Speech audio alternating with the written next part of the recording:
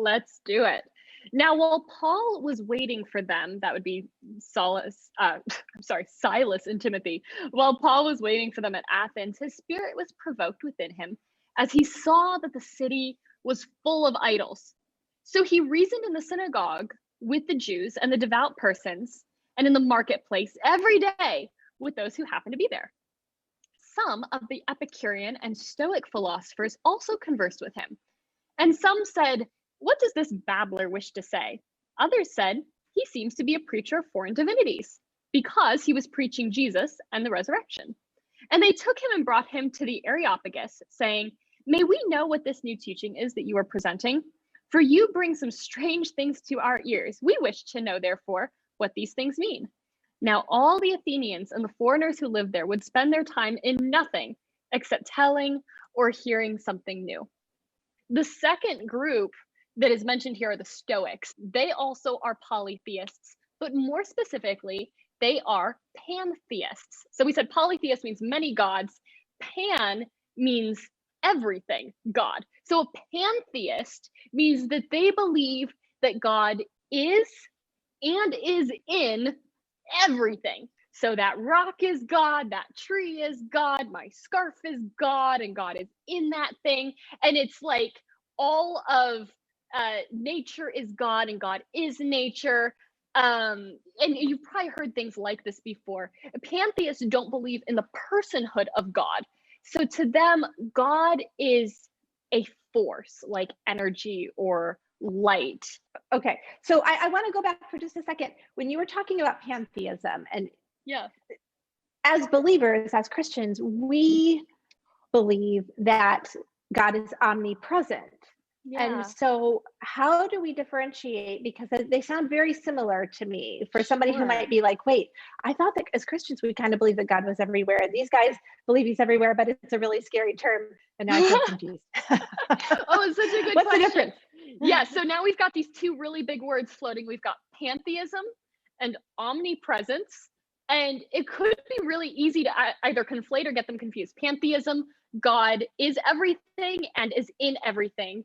And then omnipresence, God is all present, always present. The difference very much is around that personhood of God that we were talking about. For the pantheists, there is no person of God.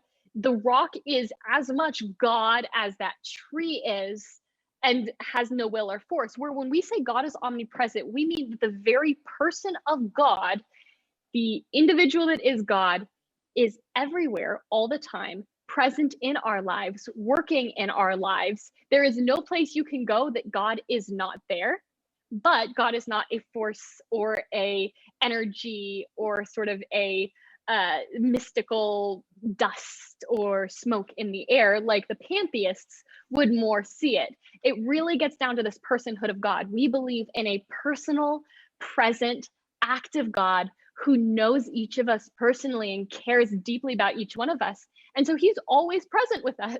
No matter where you go, God's always there because he cares. Whereas the pantheists would say, well, God just is everywhere. And God, cannot care because it doesn't have a will or a singular being. And it certainly doesn't care about you. It is nature. It is bigger than you. You are nothing. It doesn't matter.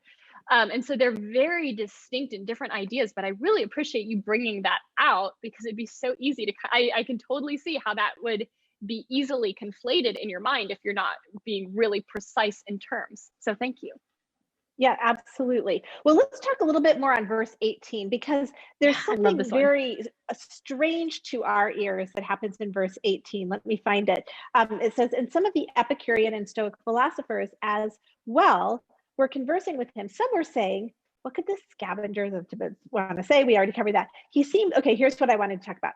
He seems to be a proclaimer of strange deities, plural, not strange deity, but strange deities, because he was preaching two things, Jesus and the resurrection. Okay, so Noelle, in our Western sort of hopefully Christian mindset, that makes no sense at all.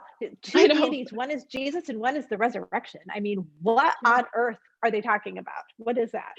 Yeah, it's such a weird concept, but it actually gets back to this idea of pantheism, right?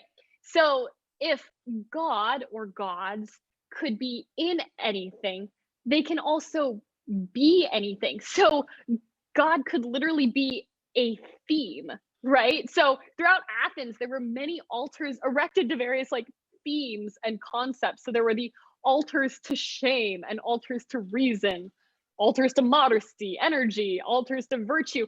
And so they're worshiping these intangible concepts or themes as God. And so it's not strange for them to hear, you know, Paul's talking about two distinct things. He's talking about Jesus Christ.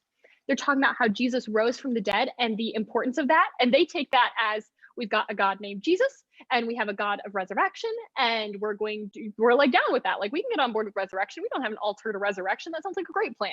And so that's how they're conceptualizing this. Paul, we'll get to this in a minute. Brilliant. Paul knows this. He knows that we're getting confused and they're kind of flipping out on stuff. But this is going to be the thing that they take away as a broad concept or takeaway for us. And it's something that I try to be better about and intentional about. It's really easy to assume that the way we think about the world and view the world and see the world is the same way that everybody else does. And so when we're talking about things, we assume that everybody's thinking about it the same way. They're hearing what we're saying the way we might mean it to be heard, when in reality, they might be approaching it with a completely separate framework, as these people were approaching the gospel with a completely separate framework. Now, Paul, being brilliant and inspired by the Spirit of God, addresses this, and he's going to work through this. But it's just helpful to understand that. It's why precision is important. It's why asking questions is important.